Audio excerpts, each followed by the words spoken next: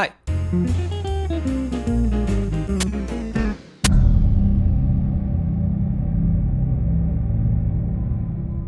I believe sound is one of the most effective ways to induce fear. In fact, part of what makes a horror movie scary is the use of music. But what makes a piece of music scary? Well, these are 5 tricks that I believe will make any composition terrifying. Number 1. Dissonance. Our ear is used to a specific sense of harmony, and even the most inexperienced listener will be able to tell when a note is out of place. So dissonant compositions are often associated with a sense of dread and confusion, because it's outside of what we understand as musical and beautiful. 2 of the most dissonant sounding intervals are a minor second, that is 1/2 step apart,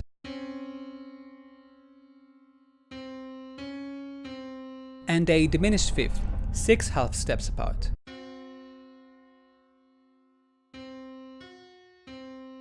There was actually a time in which diminished fifths intervals were banned from music because it just sounds too evil. Many metal bands, especially in black metal, use it very often.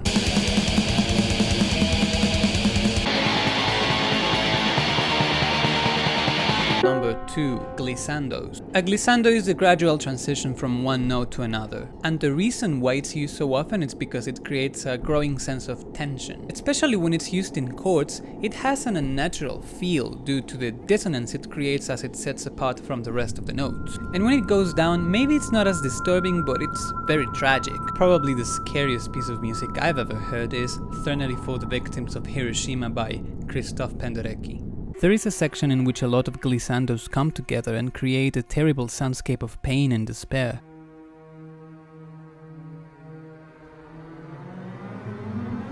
And the piece is so dissonant that it features several tone clusters, which are chords made of stacked minor seconds.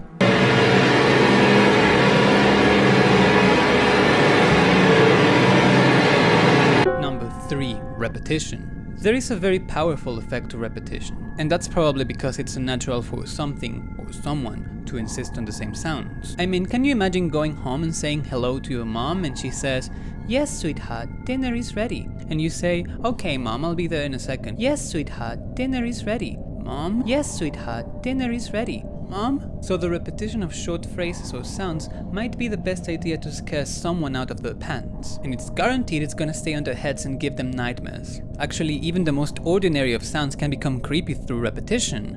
Which takes me to number 4. Samples. Our brain is used to associate normally common sounds with fear, as long as they are used in a spooky context. Like the sound of a baby laughing is cute and soothing, until you hear it in your house, in the middle of the night, and you have no kids. So either you take sounds that are already scary themselves, or take other sounds and make them scary within your piece. Really, even the sound of a fridge or a radiator can become disturbing when used accordingly. Number 5. Chaos. Chaos is scary because it means we're out of control. In music, when we alter the sense of order and coherence, a piece can become quite nerve-wracking. This concept is closely related to dissonance because it challenges our preconceptions of music. So the same way we find some intervals to be odd-sounding, unrelated chord progressions and irregular rhythms have the same effect. That's the reason why some composers like Arnold Schoenberg are exceptionally disturbing. So how would all of these sound together? Well, this is my attempt at making scary sounding music. It's got dissonance, glissandos with repetitions,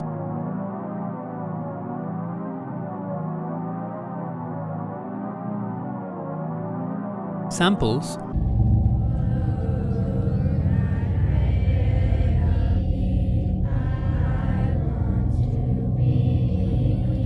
and lots of chaos.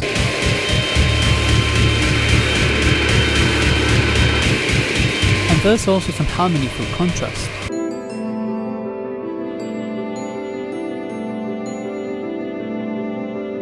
So I'd appreciate you taking a listen and share if you enjoy it. That's all for today. I'll see you soon and have a spooky Halloween.